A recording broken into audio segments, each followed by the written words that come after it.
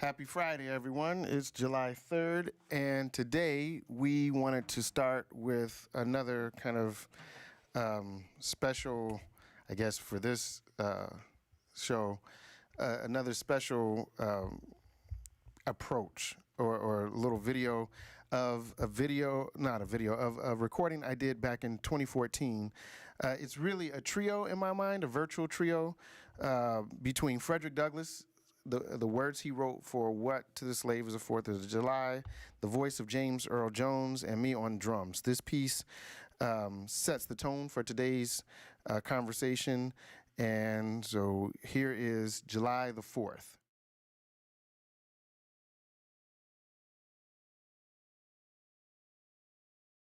Fellow citizens, pardon me, and allow me to ask, why am I called upon to speak here today?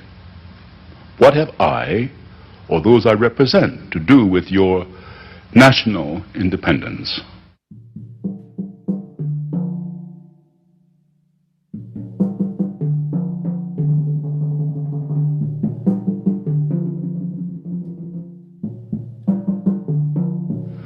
Are the great principles of political freedom and of natural justice embodied in that Declaration of Independence extended to us?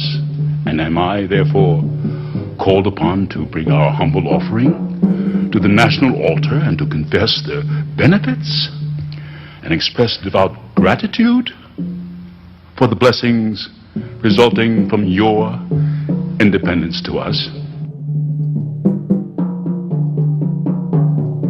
I am not included within the pale of this glorious anniversary. Your high independence only reveals the immeasurable distance between us.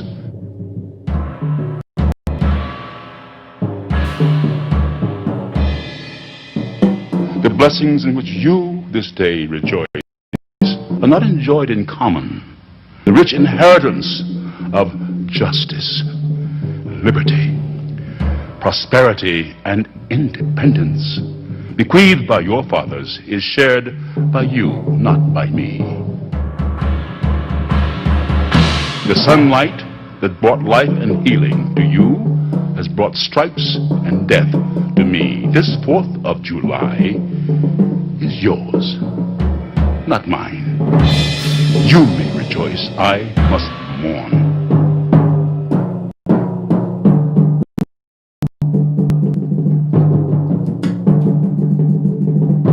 Drag a man in fetters into the grand illuminated temple of liberty and call upon him to join you in joyous anthems or in human mockery and sacrilegious irony.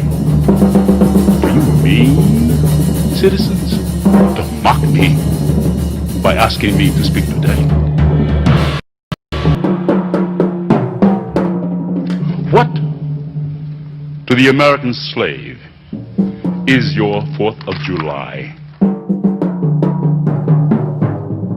I answer, a day that reveals to him more than all other days of the year the gross injustice and cruelty to which he is a constant victim.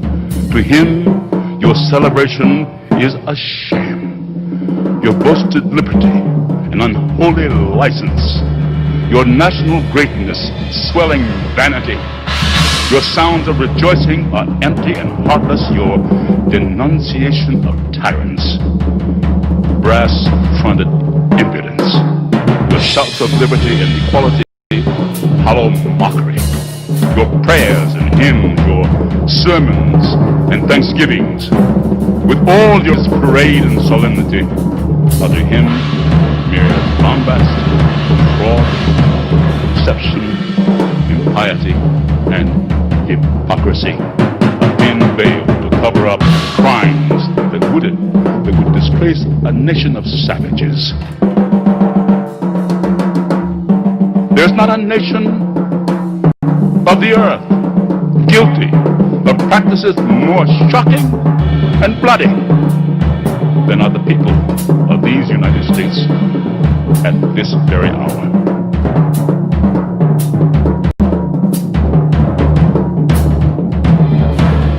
time like this, scorching irony, not convincing argument, is needed. Oh, had I the ability and could reach the nation's ear, I would today pour forth a fiery stream of biting ridicule, blasting reproach, withering sarcasm, and stern rebuke. For it is not light that is needed, but fire. It is not the gentle shower, but thunder. We need the storm, the whirlwind, the earthquake. The feeling of the nation must be quickened. The conscience of the nation must be roused. The piety of the nation must be stopped. The hypocrisy of the nation must be exposed to crimes against God and man, must be proclaimed and denounced.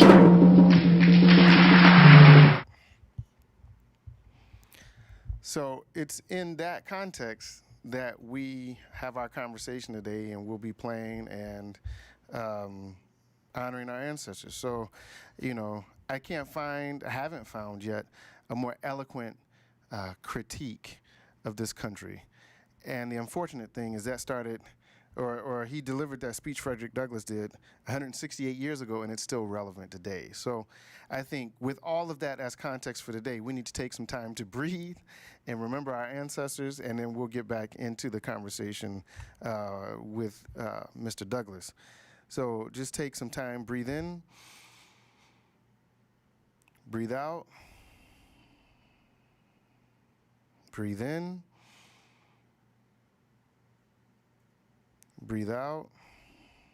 As we breathe in, all the good stuff the universe has for us, and as we breathe out, all the crazy anxiety, stress, all the things that weigh us down. Breathe in one more time. Out. Again, we do the breathing at the beginning to bring some synchronicity, even though we're in different spaces. When we begin to breathe together, it creates connections. Also, every week we want to remember who we are, and we do that. At least one way we do that is to remember the ancestors. And so I'm going to play the ancestral drum call, and you can type your ancestors in the chat, and we will call their names after I'm done. You might want to adjust that up so it doesn't fall. No, yeah, the whole thing.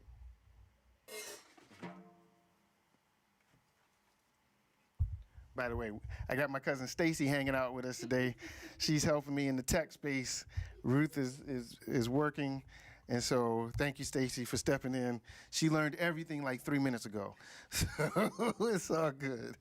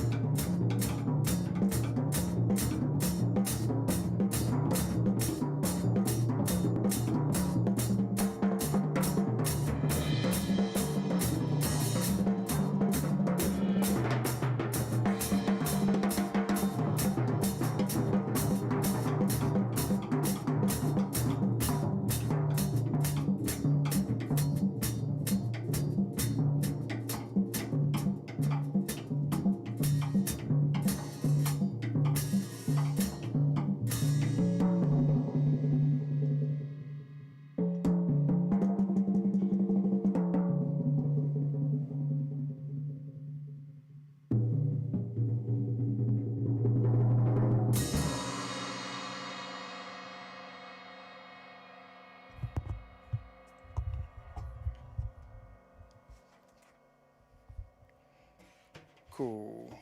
We got something. All right. Frank. Verna. James. Philip. David Lomax. Ashe. Norma Thomas. Ashe. Eunice Lindsay. Ashe. Betty Lomax. Ashe. Elizabeth Brown. Ashe. Auntie Gertrude. Ashe. Mr. Wilmore. Ashe. James Cone. Ashe. Marcus Garvey. Ashe. Amy Garvey. Ashe.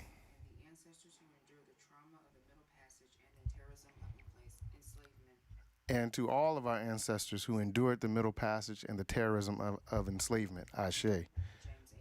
James Akins. Ashe. John Starks.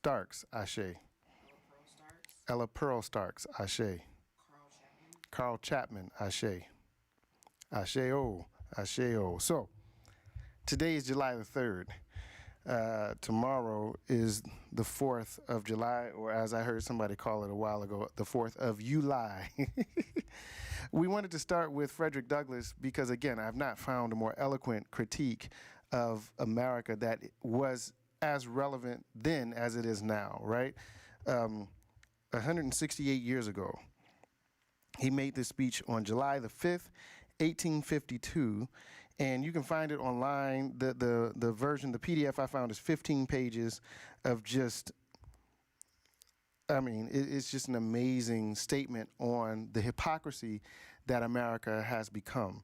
And he makes a lot of cases. He makes the case that slavery was federal in terms of its legality, right? So this is at every level of the country. The federal government not only legalized slavery, but legalized the inhumanity or the perception of inhumanity for a group of people, right? And this is evidenced in the internal slave trade, even after the international slave trade had ended, and laws like fugitive slave laws and the black codes.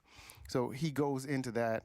He goes into a critique of the church as being culpable, because in his mind, if the church focused on the humanity and the Christian beliefs and values that it espouses from the Bible, then the church as a body would have been against slavery, right? Why is that important in this context? Because NPR literally just put out a story this week about how white supremacy had been reinforced and preached from white pulpits.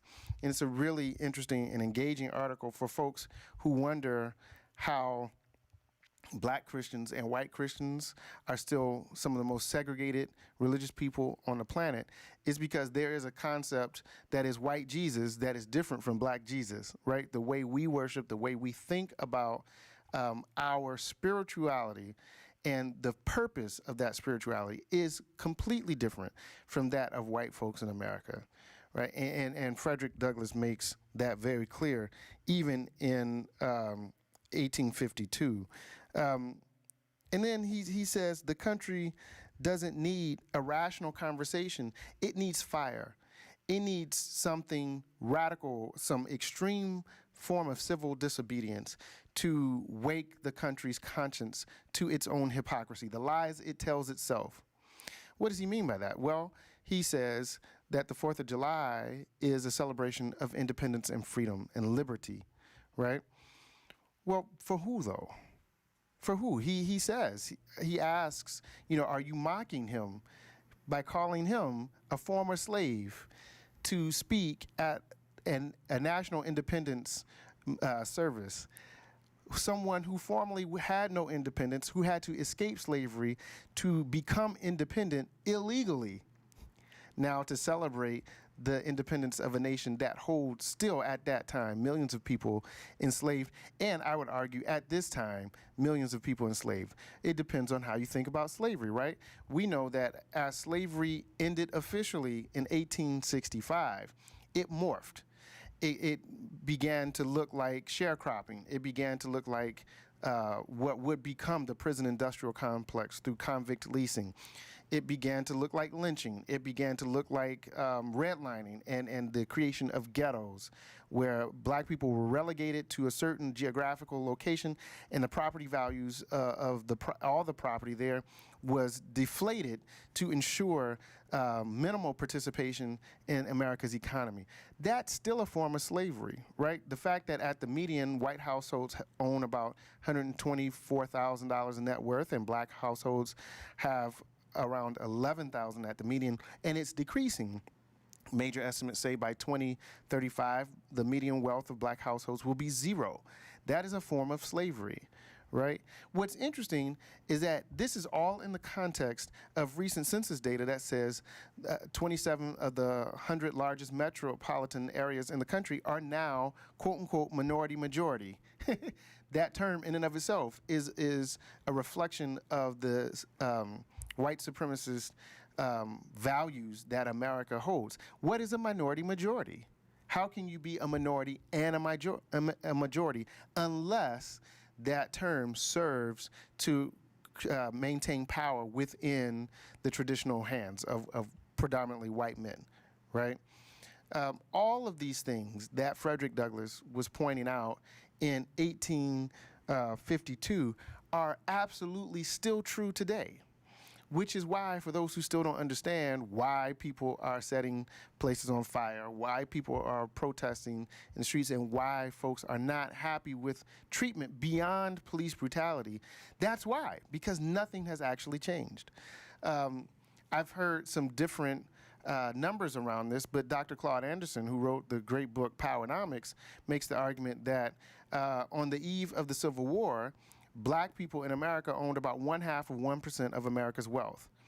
And I saw recent data that shows since then, that margin has grown only slightly, right? It's no longer 0.5%, it's between 1 and 2%, but that's marginal growth when you think of all of the time between 1865 and 2020, all of the educational attainment that black America has. I mean, black women lead the country in attainment of bachelor degrees, right? But they are also the lowest paid in terms of the racial wealth gap, right? There are white men, and at the very bottom are black women. They're the most educated. They are also the lowest paid, right?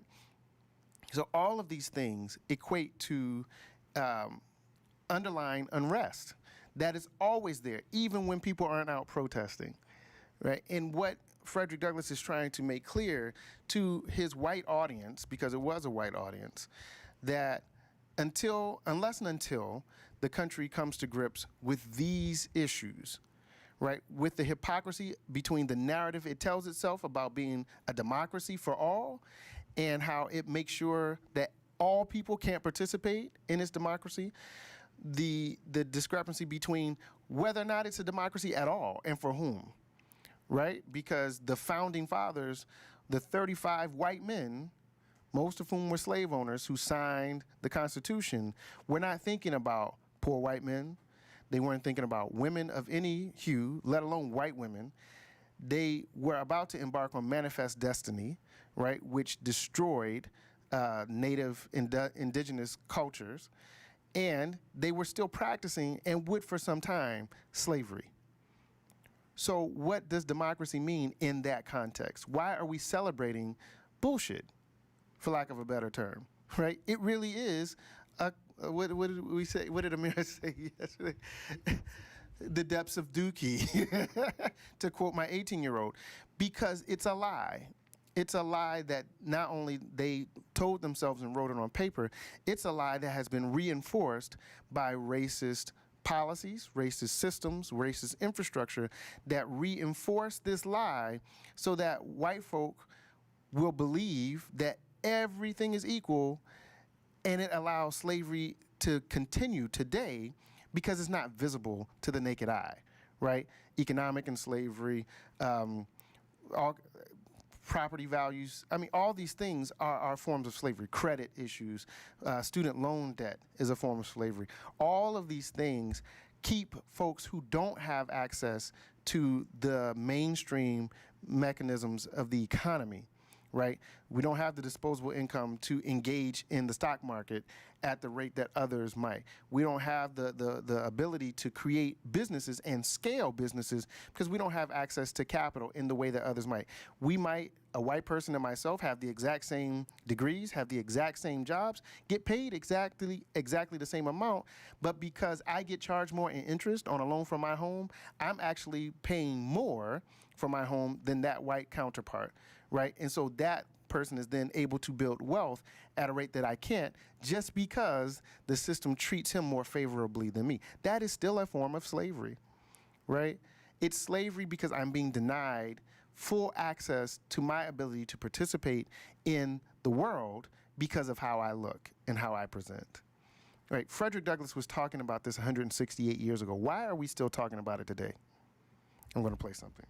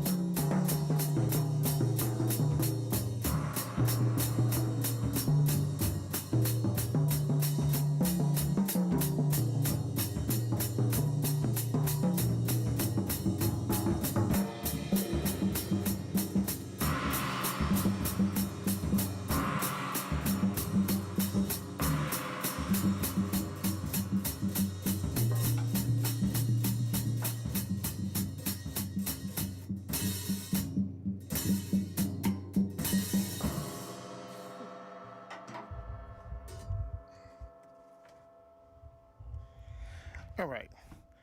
So we talked about how our honored ancestor Frederick Douglass composed and delivered this scorching, scathing critique on the American construct, right? He addressed the federal system, he addressed the religious system, he addressed the need for some kind of civil disobedience that really would wake America up to its own hypocrisy, and we made the connection to what's happening today.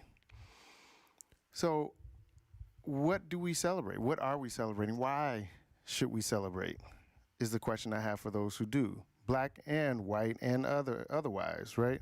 Had a conversation yesterday about some black folk who really think that it is better to be here in America as things are than anywhere else in the world, particularly Africa, right? That just shows, it reinforces to me how the education system has failed us. But, Malcolm X says you can't go to your oppressor to learn about yourself and be liberated, right? But that shows you how powerful this 4th of July narrative has become. It has infected those who are oppressed to the extent that many of us don't see our oppression. How do we know that? Because Harriet Tubman said, I could have saved so many more slaves if they had just known that they weren't enslaved. How do you know you're not a slave? How can you look at the world around you and not understand the negative ways in which your environment impacts you? It's the same reason why fish may not know they're in water, right? It just is what it is. It's everywhere, and it becomes normal. That's what America does to its citizens, right? I don't care if you're black, white, purple, green, or blue. America has lied to you. And not only has America lied to you, it has convinced you to help perpetuate the lie. It has convinced you to make sure that everything that you do is putting America first. Well, Dr. Lomax, what do you mean by that?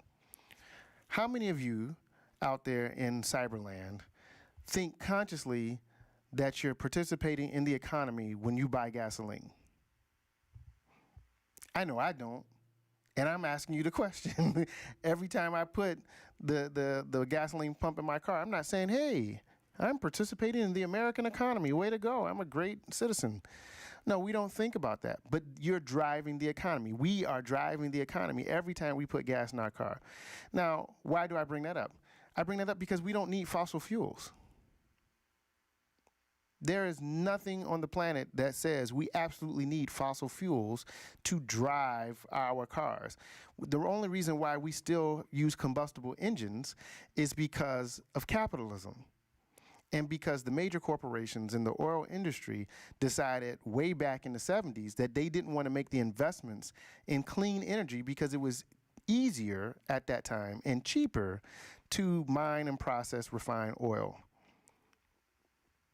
If the government was about the people, when it had climate reports, even back then, that showed the negative impacts of fossil fuel usage on the planet, let alone in the country, it would have made policy that forced these corporations to do business that had a human-centered focus, right? Make the world a better place, still make a lot of money because you're, controlling the energy sources. But it didn't. And it's because America, as a construct, has never actually cared about its people. It has only cared about those who are in, to use today's language or Occupy Wall Street language, in the 1%.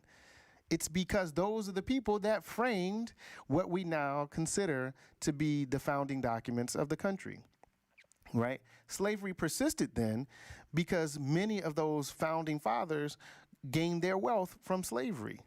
So America has never really been a democracy for all. It has been a place where those who have wealth continue to grow their wealth. And that's only one kind of power.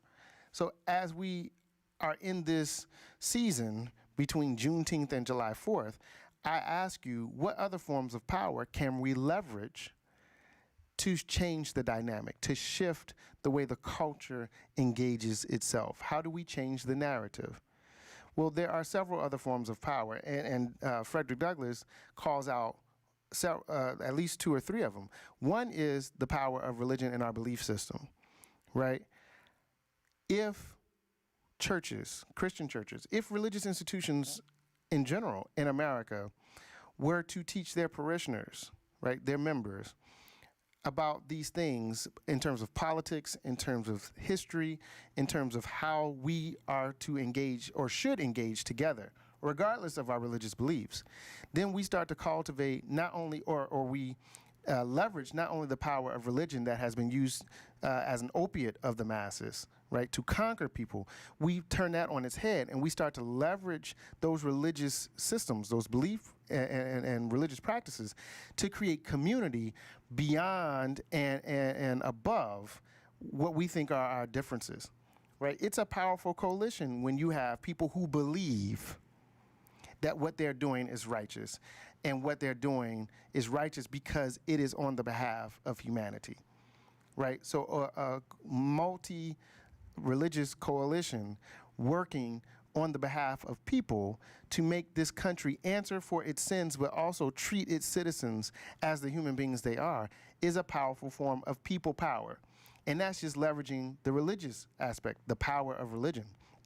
Beyond religion, you can leverage the people power, period, as we're seeing in these Black Lives Matter protests, right? What would happen if those who are religious would drop their biases toward people who are different from them, whether it's about how they look, how they identify in terms of race and gender, and how they think or believe spiritually, and they just worked with everybody around this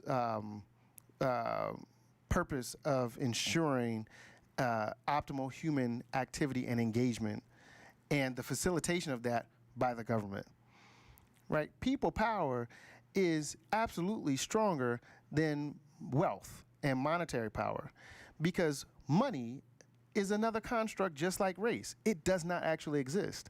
But what does exist is the connection between you and I, between you and your neighbors, right? That's real.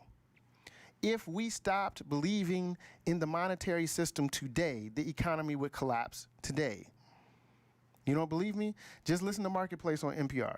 Every day they do a report and they talk about consumer confidence, right? When consumer confidence is high, the stock market goes through the roof. When consumer confidence is low, the stock market drops. Why are we basing the way we value people on something that's so fragile, on something that is not real?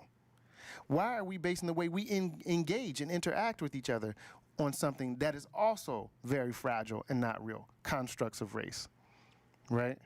Even our identities as black or white or what have you are constructs. The culture is absolutely real, but black and white as terms to identify particular ethnic groups did not evolve into popular use until the 15th century, right? There was no such thing as black as an ethnic group, right? You were not even Angolan. Angola didn't exist until Belgium or Portugal, right? Those are all constructs. What did exist were those family groups, those ethnic groups, those clan kind of groups. But that also existed in Europe, right? There were the Goths, the Visigoths, the Anglos, all the Saxons, all those folks, and they had clans within those various ethnic groups. Those family ties, those communal ties have always been real. The labels that we've put on them have shifted and changed over the years because they are constructs, just like money, just like race. What happens if we can see the matrix for what it really is, the coding, the way we've been socialized against each other through use of these constructs? And we put those to the side and we said we're all human beings, and regardless of how we believe, how much money we think we have in a bank, we think, because again, you know, that can change at any moment, and how we identify sexually, all these things, those don't matter. What matter is our humanity, and we leverage that power of our collective humanity to make change. I bet you we'd see some change immediately, because that means everyone at the various class levels would be holding people who have been elected to power accountable in a different way. And while I don't personally think that voting is the answer, it is a tactic and a larger strategy. Believing that we are all human beings and working together to ensure that we can all be our best selves means that we begin to vote differently. It means the people that get into office are acting differently because they're being held accountable in different ways. It means the policies and procedures that have been historically racist, sexist, and classist are now going to shift to be more open to all people, right? Inclusive to all people, right? No more tax breaks for the ultra rich because they don't need them, right? Instead, we reallocate that funding to people who actually need the money, the people at the lowest ends of our economic strata. That's not revolutionary, but it would be a revolution. It's not revolutionary because we should be treating people humanely in the first place, but because America has a 270 plus year history of not treating people humanely, right? Then it becomes revolutionary in the act of now doing what you were supposed to do in the first place. I'm going to play something else.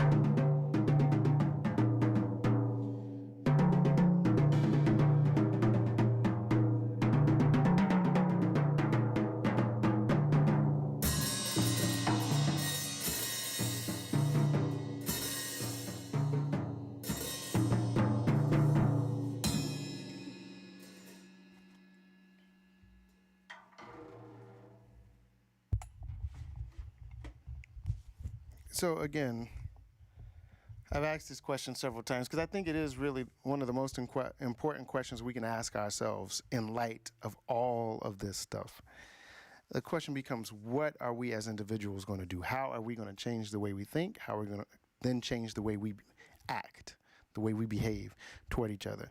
How do you change the way you think? Well, you have to read some different books. You have to watch some different shows, documentaries, you know. Hopefully nobody that is checking this out is on Fox and all that kind of stuff. But, you know, hey, if you are, check out MSNBC.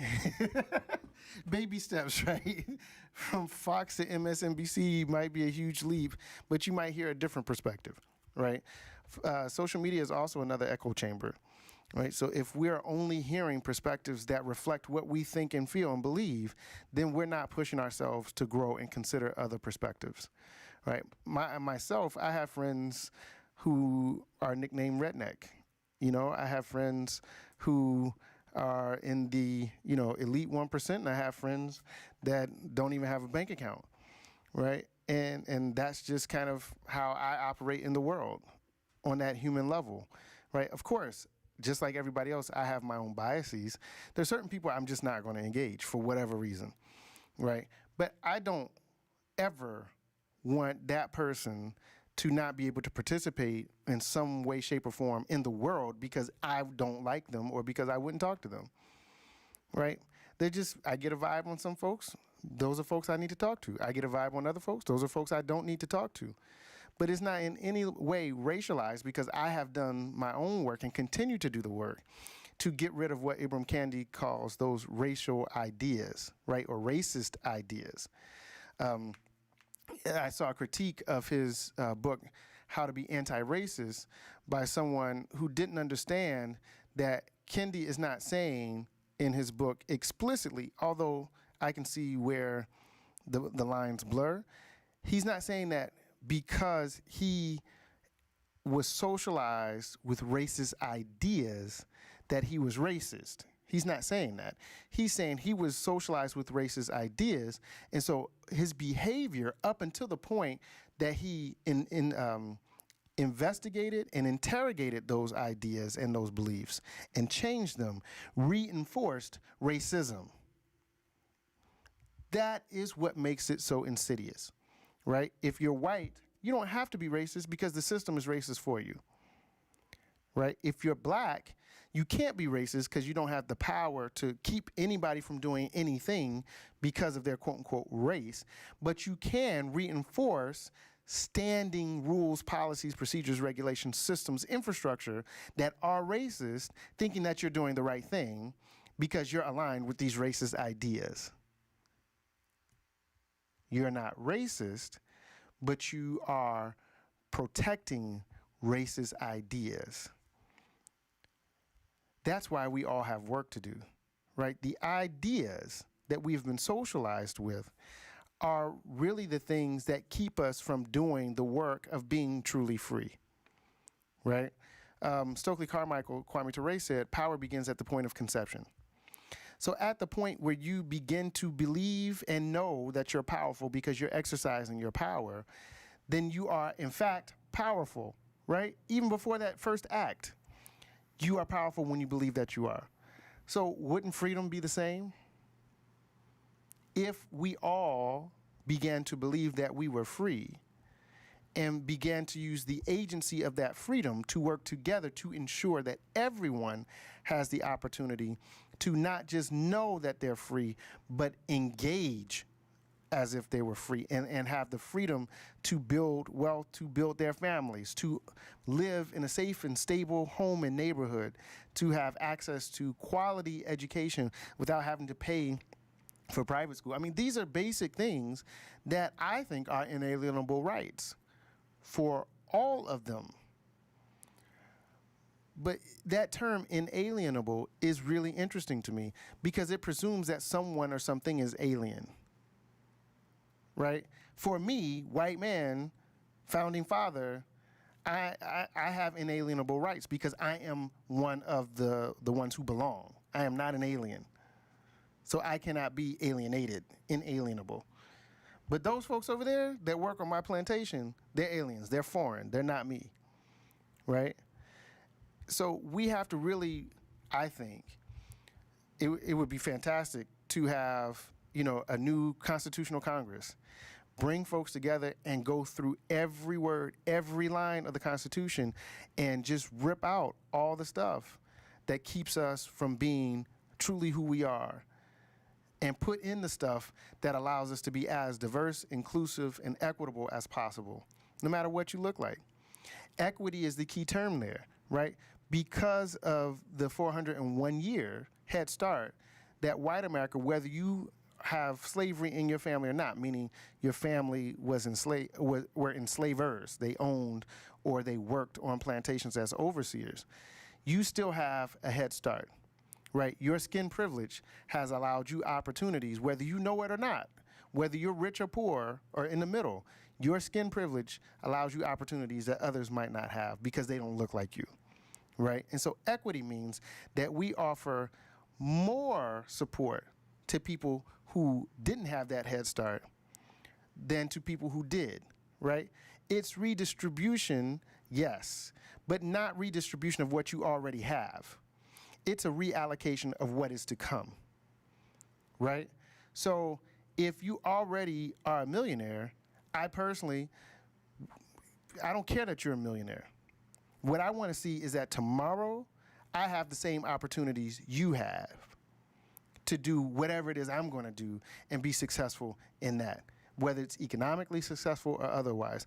I want to see that someone from the neighborhood that I grew up in, Linden, historically divested neighborhood, black neighborhood, can be successful as a janitor as much as that person could be successful as a hedge fund manager, right?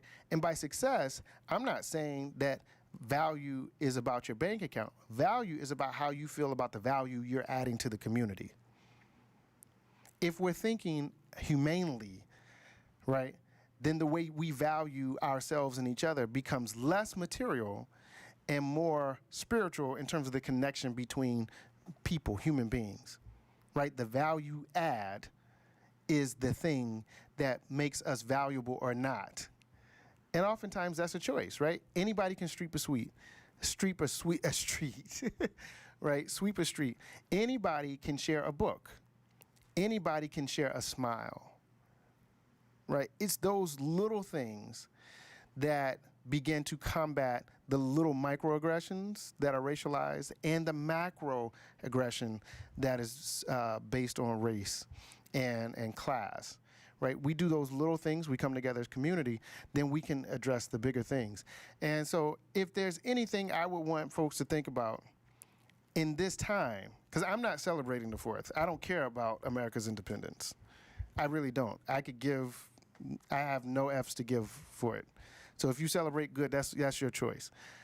But what I do in this time between Juneteenth and the 4th is really think about how my work adds value and how I'm holding myself accountable to ensure that I do what I can to help people be better, to help people know and learn how to engage so they can help folks to be better, and how we collectively can not just hold the country responsible, because that's a big enough job, but we have to do this work all over the world because the world has been affected by notions of race and white supremacy.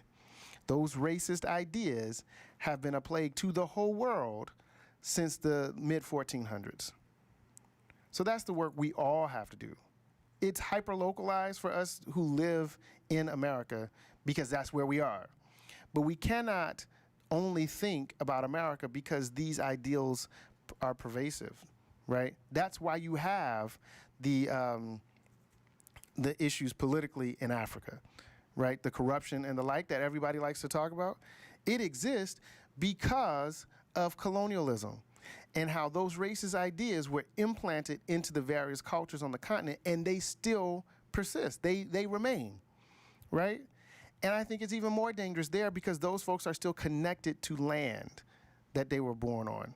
They're still connected or have access to traditional belief systems, but they have been so infected to some extent by these racist ideas that they don't work in their optimal best interest, because a lot of those resources, a lot of that is counter to what their colonial masters say they want, right? Because they're extracting resources.